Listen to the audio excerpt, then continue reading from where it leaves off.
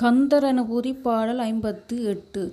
இலகுந்துடி நேரிடையார் விழிகூர் அலகம்பெனவே அறியாதளிகோ கலகந்தரு சூர்கதரப் பொருதேடுலகம் புகழ் பெற்றிடுமோதயனே.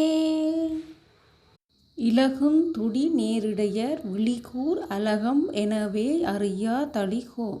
மின்னலைப் போன்ற இடையையும் கூரிய விழிகளும் அழகான கூந்தலையுமுடைய மகளிர்களை வளைத்து கொள்ள முயன்ற அரசனான கலகந்தரு சூர் கதரப் பொருதே. சண்டையை விரும்பும் அந்த சூரபத்மன் கதறி அழும்படி போர் செய்து ஏழுலகம் புகழ் பெற்றிடுமோ தயனே. ஏழு உலகங்களும் புகழுகின்ற தயாளனே, முருகக் கடவுளே.